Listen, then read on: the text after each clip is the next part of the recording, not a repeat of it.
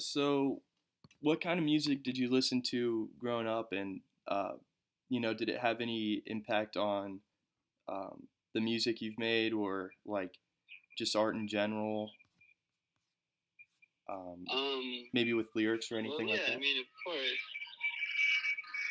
Uh, I mean, growing up, I was like into like being a fan like of stuff like pretty young. Hmm. Like mainly, probably just because skateboarding in the '90s was like something that was also like I was into like really young too.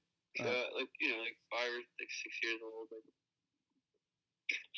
stuff that is kind of like reviving a bit now. But just like the basic, like Nirvana, Nevermind was like the second CD that I got after completing like math homework at I was like kindergarten age. First CD was Green Day Dookie. I mean, it's like relevant too, like I've yeah, actually like tried to like listen to that stuff now, and like some of that it's just like pop music. yeah. Um, but that was like the first CD I bought. My aunt bought me into Miami in a mall in Miami. Green Day Dookie.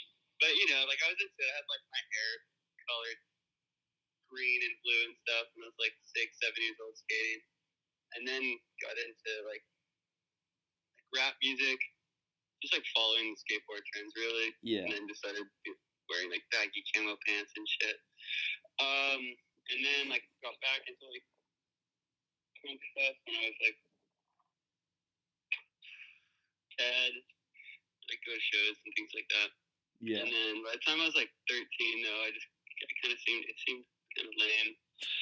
And then I'd gotten into surfing, but I was still into like punk stuff, and it was cool. Like I was in Long Island, and nobody was into anything like that. But like any songs that were in surf movies got a pass. Hmm. So like all the Lost movies would have like bands like Di and what like Angry Samoans. They had a bunch of Angry Samoan songs. They're still really cool, I think. Yeah. But and then when it like, and then sort of like eventually like matured musically, and then getting into, I guess like listening to the self-titled, is it self-titled? Yeah, self-titled Velvet Underground record. Oh, sweet. Kind of like changed stuff, and then I didn't play any instruments, so I was just like I was into a lot of different random shit. And then there was a minute when I was, then I got like really into surfing, and when I was like kind of diehard about it, just listen to like jazz, like bebop jazz, because like I didn't want to listen to anything with lyrics, because I thought it was like antithetical to like surfing, like I don't know, like it being inundated. Yeah. With like anything that was like I guess like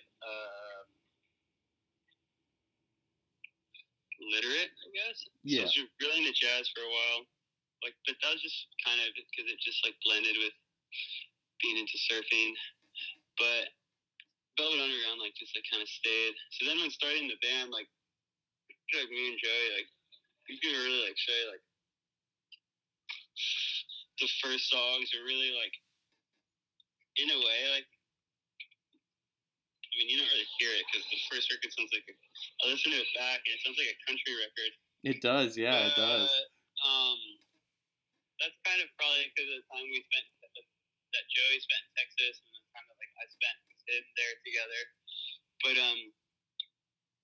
probably Abigail's too were a big influence on that because we would like see them play all the time. Yeah. But when we started recording, everything was kind of like by like Jonathan Richman and Modern Lovers. Yeah, and sweet. Specifically his song Velvet Underground, which sort of like spells it out for you, where he just talks about like playing less and keeping things like really short and like crisp essentially. So that was like the ethos that we like started it with, as far as like if you want to like influential stuff. Then time went on, just like kind of like And in those days, too, just like a lot of like '60s garage stuff, you know. Yeah. Then time went on and just started getting into felt and getting into like British stuff, and that just sort of like you kind of can't go back after that happens. So Yeah, I sort of was. like stayed the course. Yeah, I think it's really present on Laissez Faire. Like it kind of like sounds like more of like the Smiths, kind of like jangle pop, stuff Yeah, like that. totally. So, Yeah, there's like Luna's son like was like directly like trying to make like a felt-esque song.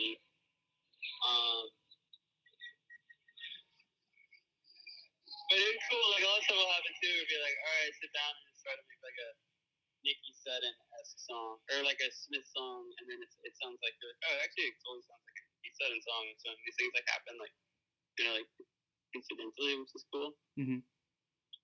But that's pretty much every merit. Like with like just like between like felt, eventually just between like felt and, but like that was like beyond anything we could really like accomplish. But getting into the Mary chain like changed a lot of stuff because that was like the Reed brothers, because that was like accomplishable Yeah. songs, just because like they're really broken down and they're really like pop and they're really like it's doable to try to do something like that, which like kind of shows in that like Moon to the Sun. What I forget the last song I want to say. Fair. Star. I was like trying to make a I guess like a Mary Chain or like a Spaceman 3 song, just with like long drawn out, like very little like changes. Yeah. But for that record, like what for the first record, Ghost is a song like that I wrote like the guitar parts on and like wrote the lyrics on. That was the first song I ever wrote. Really? Just, like, pieced together the few chords I knew, and then which is weird because it's actually like totally like complex. I think I just put every chord I knew in somehow, and it's like oddly enough, like after the fact, it's like it's a waltz because like apparently it's in like third, like threes or whatever. Yeah, 3-4 times. And then the Star is a song that like I wrote and like just like wrote the song, but all besides that, like Joey sings on High Hopes, and that's a song he wrote and like kind of did everything on. And then everything else besides that was like just me and Joey like making the songs together, where he would pretty much make almost 99%, 90% of the or 100% of the song, mm-hmm. and then I would write like the lyrics over it, either like basing it sometimes just off of like some random line he just like said over it, and I just like kind of take it and go with that melody, or just like in the studio while like Joey and like Kyle were working on something, I would just like start like writing. So for the most part, like in the group, I was like the lyricist, and like I guess like, and then just like help like compose stuff, just like from like an objective standpoint of like listening and play. And even though like I wasn't that good at the beginning, I could hardly play. I still had like an idea of like of stuff, like mm-hmm. of like input. You know what I mean? Yeah. But anyway, so that's like how it went, how we wrote stuff. That's awesome. It was fun. That was cool. Like that's something I'll never find again. Like, and actually, that's something like I miss, like being like writing stuff over Joey's like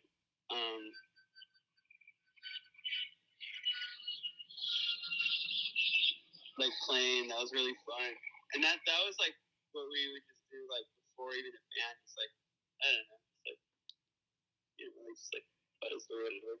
Yeah. Just like start like rapping over him playing, and I guess I had the like whatever audacity or like gall to like think that I could like pull it off, so that's why like I ended up singing for better for worse, especially in the early days. And then Joey wrote the Blue Schwinn, like the middle verse, the like little kind of like kind of like a little rap in the middle, which is like a really cool verse. Yeah. So my next question would be. And I mean, of course, and then Bradford did "Baby," so just I don't know, just like. Oh, that's one of my favorite yeah, songs on that record. Ghosts and Baby are incredible, yeah. and Come People love Down. "Baby." How did Everyone you sings get on it. how did you get involved in the California garage rock scene? Because I know you're from New York, right? Yeah, I'm from New York. So how did you end up in LA, and how did you get involved with like the Growlers and Lollipop Records and all that? Well,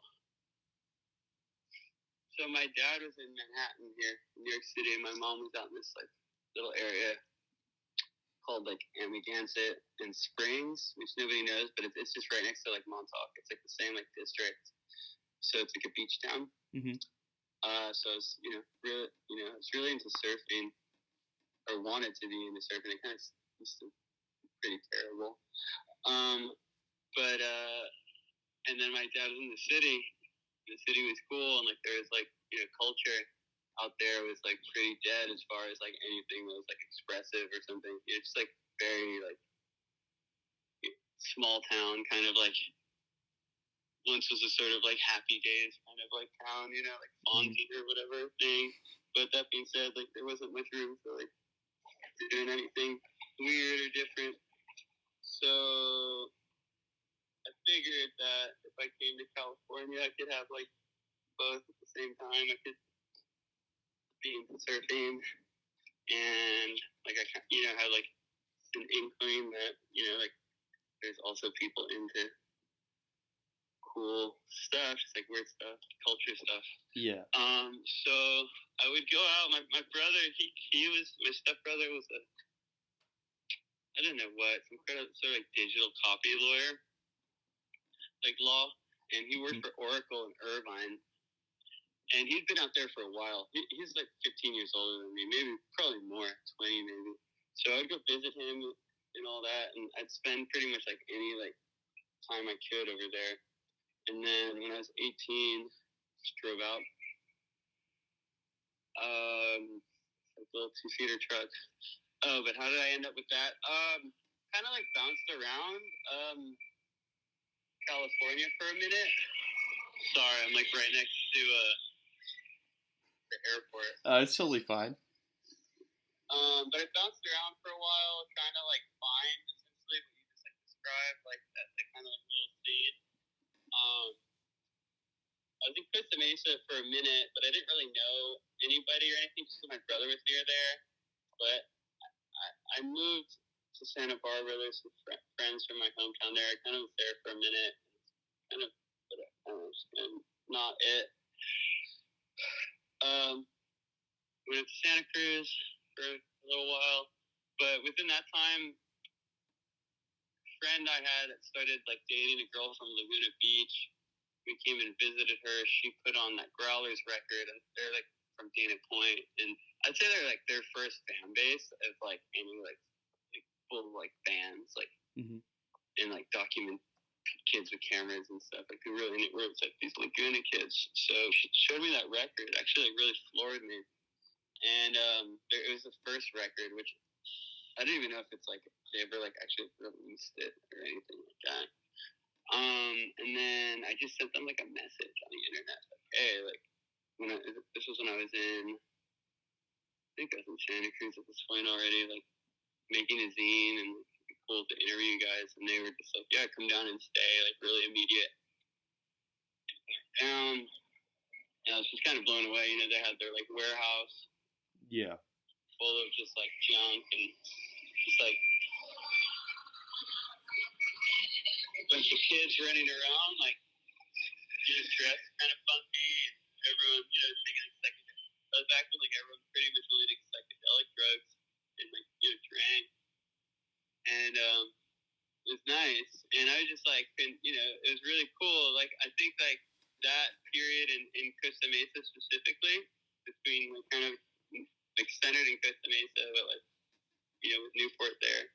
It's like a really cool Renaissance period that I was like really blown away by, where I think like between like all those warehouse spaces in Costa Mesa, and I don't know what, but I feel like anyone who's kind of like didn't fit in anywhere like kind of ended up there. It was like the first place.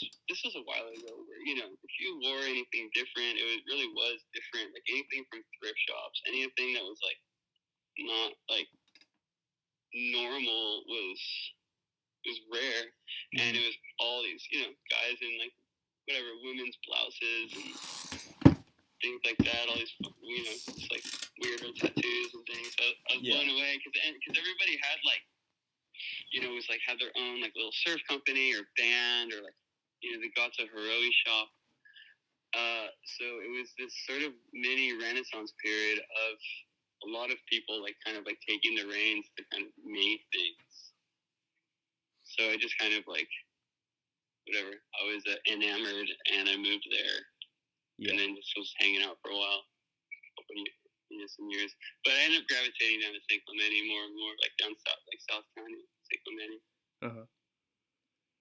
So sorry, am I rambling? No, I dig it, man. So that sort of like scene really attracted you with like the whole DIY kind of stuff. Was that like kind of like the influence for your song Born Into This? I need to think. I don't know what the influence of that song was. I think that might have been even like I was like I remember writing that like me and Joe were like jamming to like 3 chords of like the main meat of the song, and we had this like lockout in this gas station in San Clemente that we like lived in. It's like little weird studio space behind these like this gas. It's really cool behind this gas station. It's not there anymore. They rebuilt the whole thing. No, I don't know what that is. I guess it's like musical ode. I guess like I don't know. That song's cool though. I forget about that song. I like that song. Yeah, that's like one of my favorite songs. That and like it was just like obvious. It's like man, all those kids are having everyone is just having fun, and even with surfing too, like all the like long boards and kind of like different boards. It was like any day could be fun. If the surf is shitty, you still have fun. It's like you're going out, hanging out. Everyone was like having like fun and really like loose and groovy and like whatever. Yeah. Sun, into like the sunrise and whatever would get, kind of got you there like the night before and stuff. So, as far as that Born Into This song, can't really say. That's great. I really like that song. That one and Me and Mona Lisa, Cupcake, and pretty much every song on that EP is honestly like really good. Yeah, that EP is cool. I did that. That wasn't really ever a band or anything. Well, I was hanging out with Kyle. I ended up living in Topanga. And Kyle Malarkey, that's the studio we made everything in. The producer has the studio that we made everything, and he lived in Topanga. That was like my introduction to it. And I'd hang out with him a lot. I was like nannying his kids, and he had all these like this like little property up there with his family. And I would go and hang out, and we'd work on like songs together.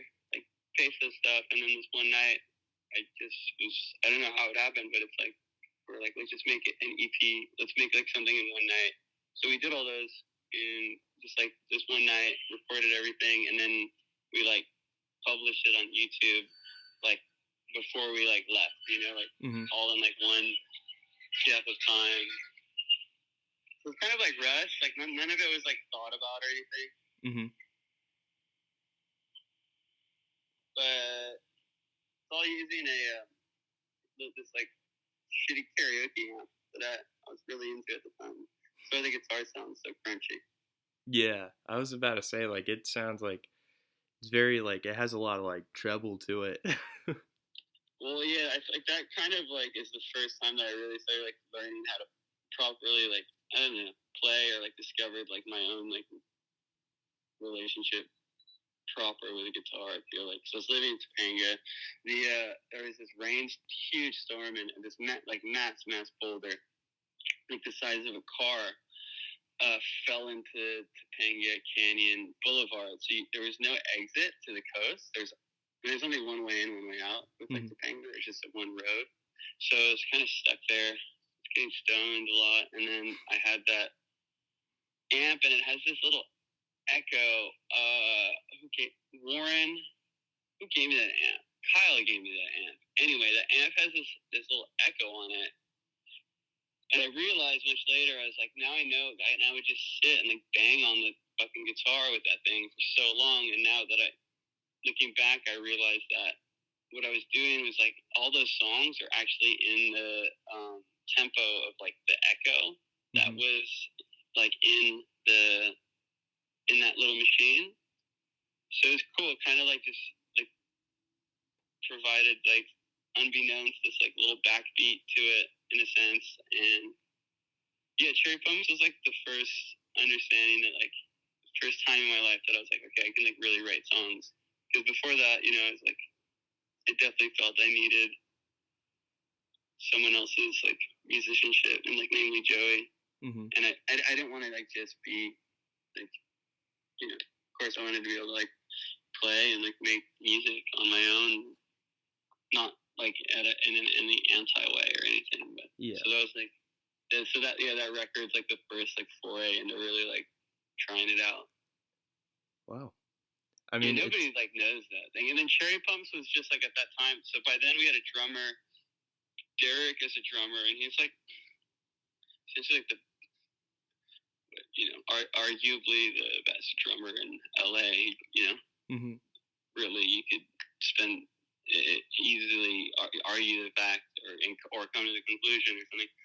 And so he's like, he's professional, and he has family and kids and stuff. So that was the first time we started having like a minimum pay. So there's a lot of shows we started to say no to, and then I was like, well, I made that like thing. I have this name, so I just started to like any show that we couldn't play, or like random little stuff that the band couldn't do. I would just like do Cherry Pump shows, and that was like the first one was with the Uni Boys. Was with Reza and Noah, who made that band, the Uni Boys, which they're great. And it would be like me solo or whoever. Like it was just like random people.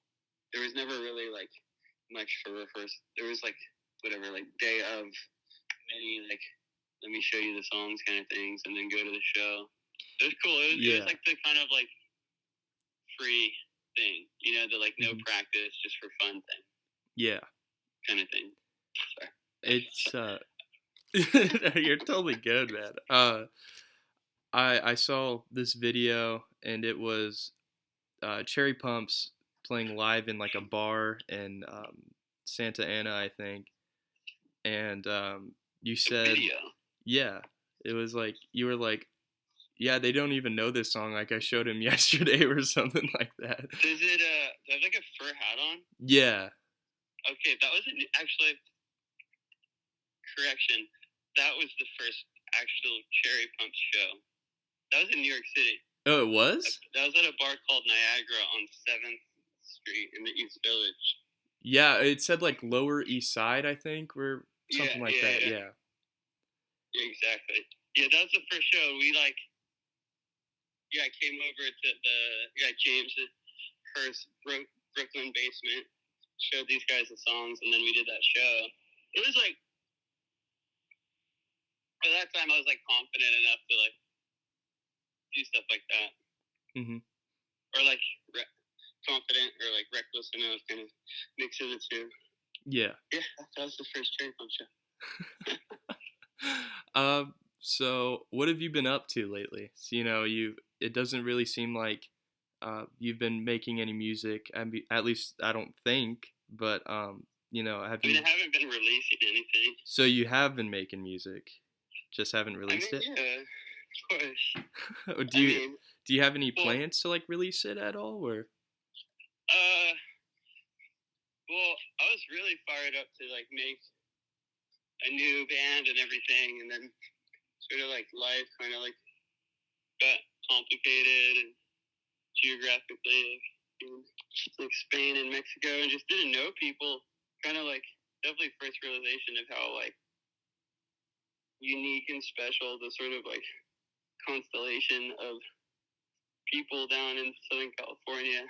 Mm-hmm. You know, for making music, for playing together, and just whatever, hanging out. But you know, songs have been slowing down just because of a lot of stuff. But yeah, I have like, fuck, dude, probably sitting on like, tallied up a number once. Just like, I don't know, something around like 60 to 80 songs. Holy like, shit. Right Holy shit. That's really cool. You should release them. I'm sure because people like I saw in like a it was like a Growlers subreddit or something. I honestly can't remember for the life of me, but someone was like, "Man, what happened to the Pesos?" Like, just nobody really seems to kind of like know. I guess like people know that you've had Cherry Pumps, and then I can't remember. I mean, that was hardly like, I wouldn't say I had that. It was like a few. It was like a very like random, like minimal kind of moment. Or I don't know. It was never like a full project or anything. Yeah. You know. Yeah. And it would be the same as like, it was just it was like performing solo, but not like Yaan on the bill on the flatter. It would just be, you know what I mean? Yeah. And then there's also like you had a song I think that you recorded in your van for I think 7-7 Records or something like that. Oh man, that thing is actually, it's a shame. There is some weird like high frequency just like ring throughout the whole thing. It's something to do with like the power source we were using, like who knows, like a grounding or something. Yeah, I had this like can't remember what it was, some kind of like portable battery thing. Yeah, and we brought a 4-track, and it was just like, it was the first Cherry Pump days, and it was Reza and Noah, I think, and then a bunch of people just like hanging out at the van, and we just recorded like whatever, I don't know, like 45 minutes of just like shenanigans and random songs and stuff. Mm-hmm. But that's it. Yeah, as far as Pesos, like as far as like anything that's like on like YouTube or available to listen to, everything else has just been like, it's just in voice memos or just home demos that I could send to my friends. But nothing's been like published. I don't know why. I really can't tell you why, honestly. You should publish it, man. I think it'd be really cool, and maybe it might give you more opportunities, like something new, I guess, or I guess not new, but something kind of cool to do, Yeah, of course. Trust me, I know. Yeah, it's the last thing. I've done a few shows, very, very few, over the past like 3-4 years, really, since the last Pesos show. Me, myself, CP, and I, the bassist, we got invited. Sam invited us to play in France, and not everyone could go. CP could go, and I could go. So we made a thing called the Vacancies. It was like this kind of Simon and Garfunkel 2-piece with classical guitars, playing these like sort of like Creation Records-esque like songs. Mm-hmm. And then since that, and then the last Pesos gig was, which I think was in like this random gig in Ojai, there hasn't been anything like very like official like that. Mm-hmm. It's kind of like I was moving around a lot. I was in Mexico. I was in Mexico City. I tried to move to Spain for a minute, but didn't work out. Ended up back in New York, back in LA for a minute, back in New York. So haven't really been like, I don't know, hard to explain. It's a shame. But yeah, I can send you something. Mm-hmm. So do you feel like maybe, well, I guess I should ask, what happened to the Pesos, like, it just seems like, everything just kind of stopped. I'm not really sure what happened. Like I couldn't really find, anything about it. So like if you wouldn't mind, could you maybe talk a little bit about that? Yeah, sure. Um, well, we've been together for a long time, and even before that, like Joey and I, we're like a really, really, really, really tight friendship and like close quarters friendship. Pretty much like 24 hours, 7 days a week together Mm-hmm. for years, honestly.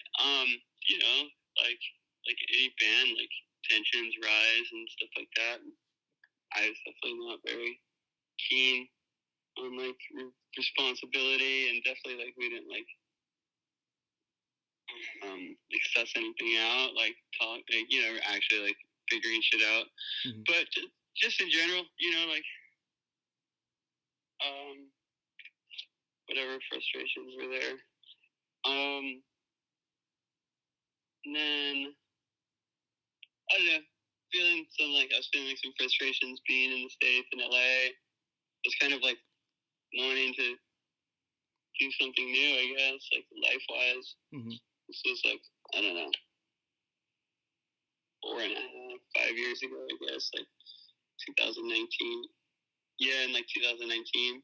Mm-hmm. And then like I did that tour in Europe, and I met Peely, who's now my wife, and we were talking. She's like, you can just like move here with me if you want. And so, kind of like without putting much thought into it, or really any at all, I just was like, okay, I'm gonna stay. And so that was sort of like my exit. Mm-hmm. I figured that the band would keep going with like just like Joey like fronting it. Mm-hmm. I spoke with somebody recently who like I kind of understood now why it sort of like disbanded or whatever.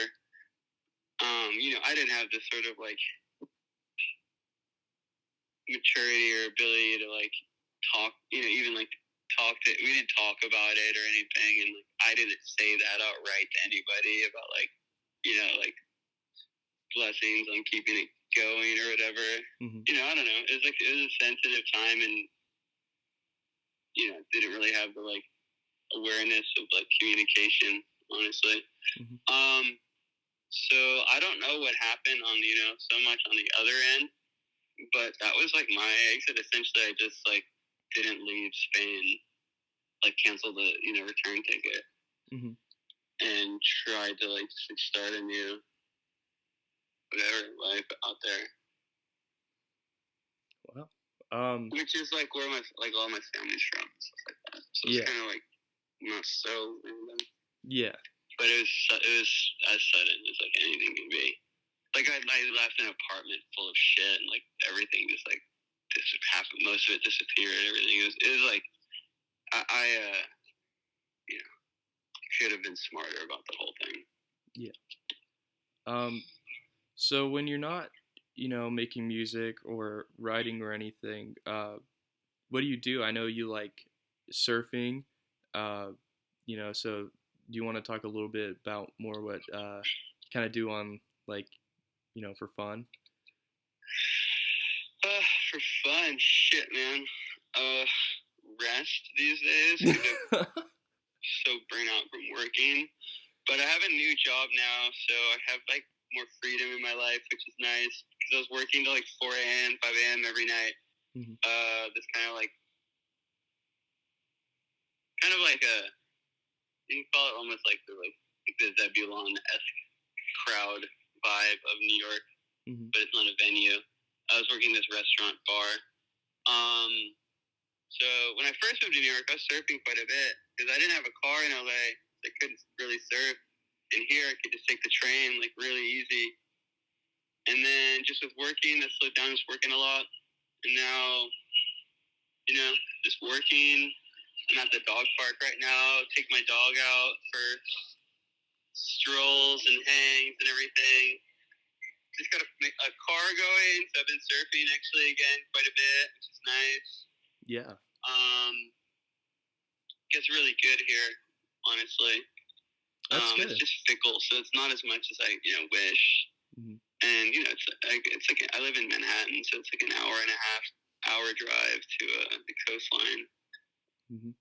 Free time, haven't been really playing music or anything like lately in the past like handful of months.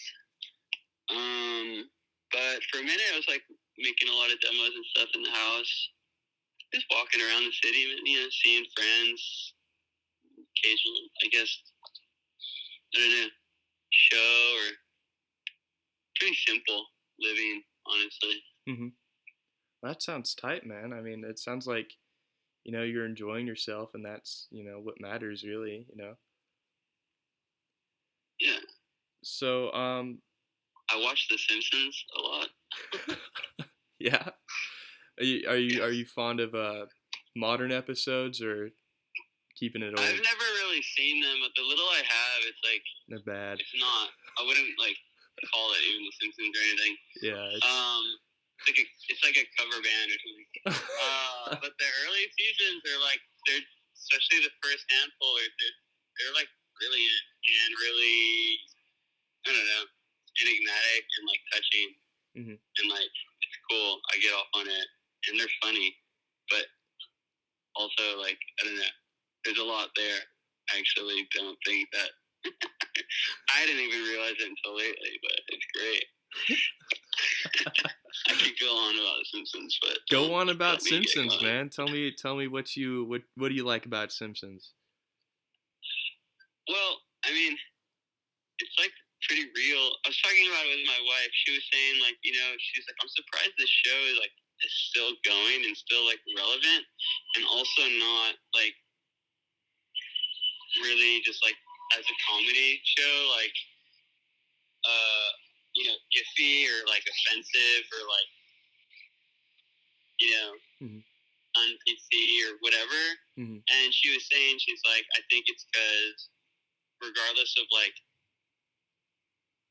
whatever like stereotypes or things that come in and out and like sort of like use for jokes or whatever.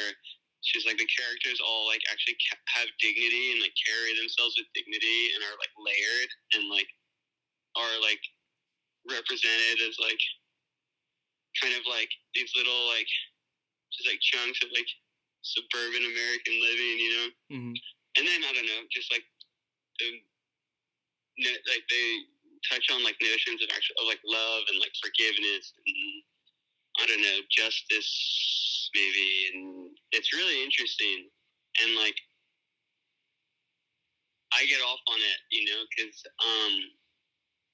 because it's presented in such a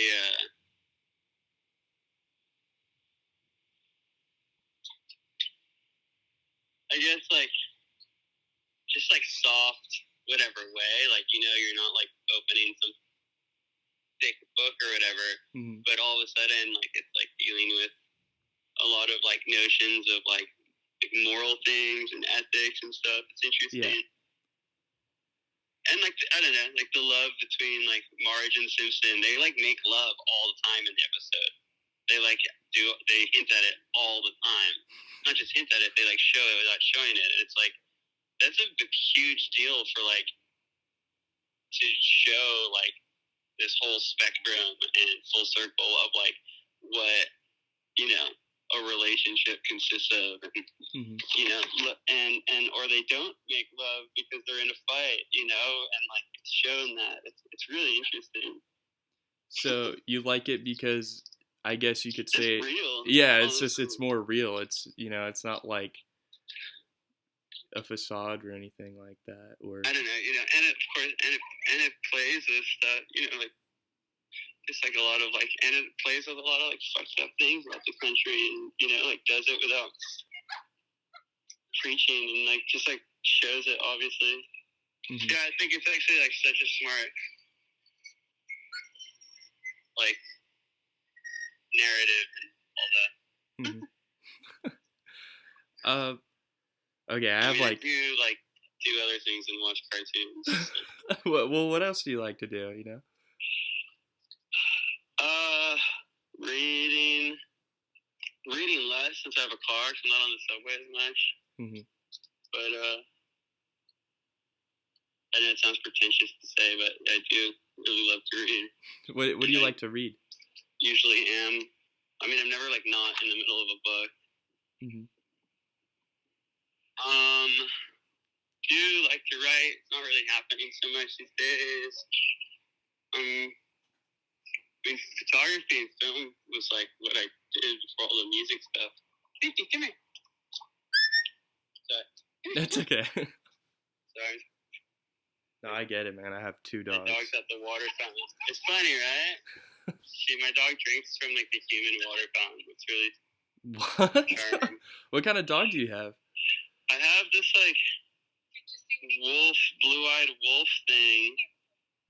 Like a husky? That I found like she found me like 4 in the morning when I was driving here.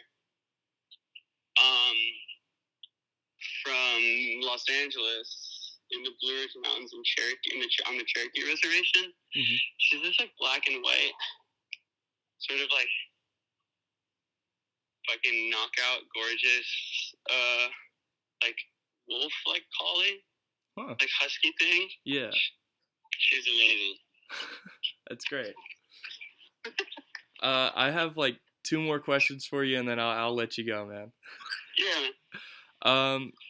So, what's one thing you really like about surfing? You know, like I know you've said to you surfing is like an art form. You know, like it's more than just like a sport to you. Do you still feel that way? Could you like talk a little bit about that? Yeah, totally. I mean, in these years of like this being the least I've surfed, and since I've a long, long time, in these handful of years, made me like realize how honestly incredible it is. Just as like I don't want to say lifestyle, but sort of like part of like everyday living. Yeah, it's just very pure.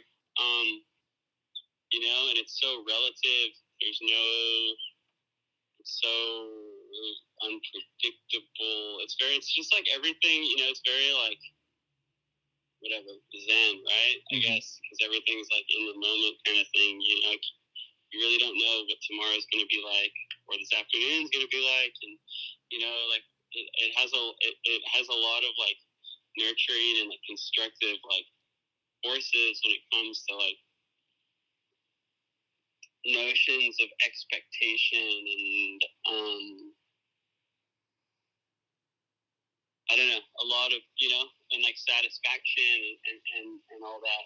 And just besides the fact like anything, there's so many things that people pay for, and people there's like degrees for that for people to access that I feel like just surfing just like accomplishes, like from fucking hair, the salon and hairdressers to therapists to the gym, whatever, it's like it's all sort of like in there, like like from like just like physical stuff of like physical health of like activity and like whatever salt and sun to like mental stuff, spiritual stuff, like it's all kind of crazy. It's like really like all in there.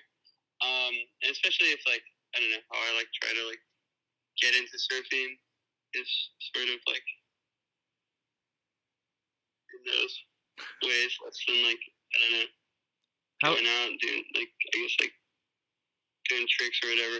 And at the same time, it's totally like the most immature, like least like intellectual thing ever. But that's like the hang up that there's only certain places you can really live, and you are totally alone, and it's like very by yourself, like it's very selfish activity, just in the objective sense. How did you get into surfing? Like, do you think in a wise way, do you think you found surfing or surfing found you? Well, I grew up on the beach, just like swimming and boogie. Hmm. Eventually, you just start boogie boarding and then start surfing. But what really like turned me on and like changed everything, kind of like changed gears, and also opened up like, oh, like there's like I felt like this is like I found like a place that like I feel like I can excel at and Hmm. feels right. Was just like getting introduced to San Onofre and everything going on down there. Wow. Well, But yeah, I don't know if I'd still be even like caring that much about it if that never happened. Who knows? yeah. Oh yeah. I just have one more question, and then no, you're free. um, do you think in some way music has like been kind of like a lifesaver for you? Like, do you think you find it like maybe therapeutic or maybe just kind of like a way to get something out? You know? Yeah, absolutely. Honestly, like um, you know, like the difference between like working a shift at a job that you could like put on, the background music versus when you can't.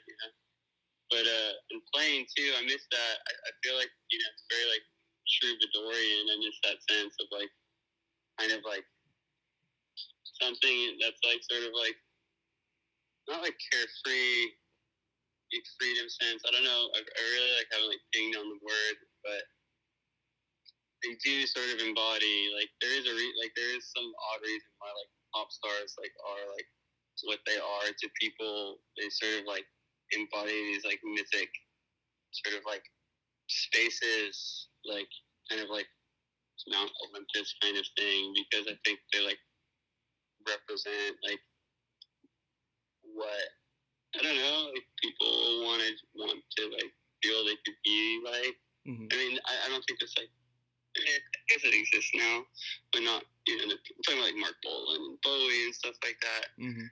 Whatever, Iggy Pop, it's like kind of like they sort of like lives by a whole different system of code and like what's acceptable and not and all that. But Yeah. with like dude, I'll tell you, I mean honestly, uh, the difference between living a life where the difference between living in like Los Angeles and you're driving around in your car and I didn't realize it, don't realize it, but it's like you're singing along all the time versus not the difference, and it's like I feel a difference in my like Hmm. myself, like like if you just like have headphones and it's more like explain it, if you're like in public with your headphones in the train, but yeah, I don't know, it's just like omnipresent. Hmm. It's a little too omnipresent to like sort of like answer that, but yeah, of course. Yeah. Well, thank you so much, Yaan. Yeah, I can put you in touch with like you should totally talk to like Derek. You should talk to CP.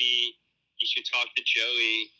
And as far as like influence goes musically, like I didn't say it, but like Joey's such a huge impact on like me musically. CP, Derek, like so much as far Hmm. as like their own songwriting and like how they played and stuff. Yeah. It's very like communally formative for me, like amongst like those guys as like being my peers. Hmm. And yeah, like I said, I can put you in touch with them if you want to talk to any of them. No, yeah, that'd be actually like really cool.